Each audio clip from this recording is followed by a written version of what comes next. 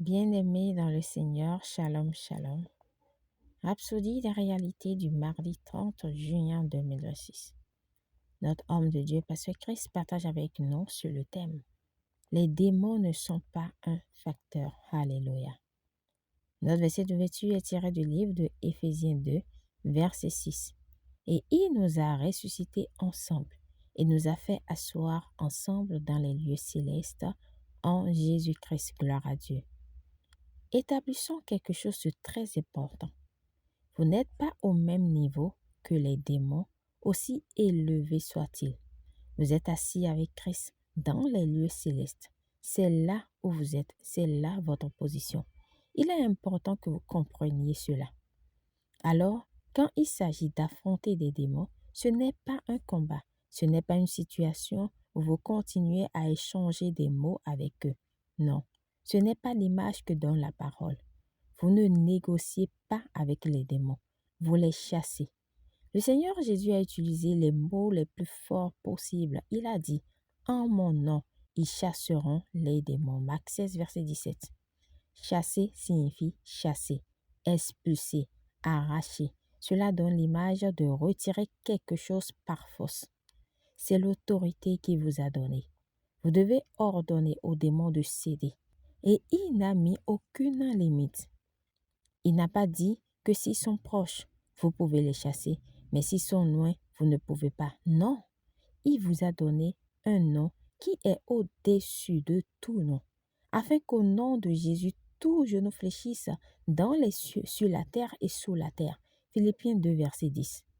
Par conséquent, peu importe où ils se trouvent, quand vous parlez au nom de Jésus, ils doivent obéir. Vous donnez la parole où que vous soyez et ils vous entendent et ils obéissent.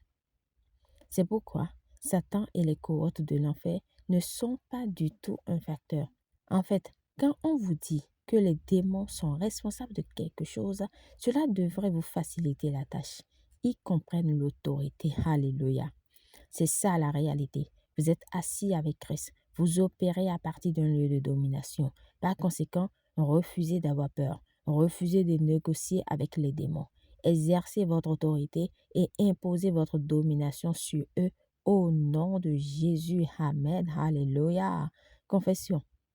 Je suis assis avec Christ dans les lieux célestes, bien au-dessus de toute domination, puissance et tout nom qui est nommé. J'exerce l'autorité au nom de Jésus et toute force et ténèbres répond à mes paroles. Je règne avec Christ. Satan et ses acolytes sont sous mes pieds. Alléluia, gloire à Dieu. Pour une étude approfondie, nous lisons Marc 16, verset 17, Philippiens 2, verset 9 à 10, Luc 10, verset 19. À présent, nous aimerions vous donner l'opportunité de naître de nouveau, de recevoir le Seigneur Jésus-Christ comme votre Seigneur et Sauveur, afin d'être assis avec lui à la droite du Père actuellement qu'il est. Alléluia. Gloire à Dieu. Alors, si vous croyez déjà en Jésus-Christ, faites cette prière de tout votre cœur et de manière à vous entendre, et vous recevrez la vie éternelle. Vous recevrez le salut. Dites, ô Seigneur Dieu, je crois de tout mon cœur en Jésus-Christ, Fils du Dieu vivant.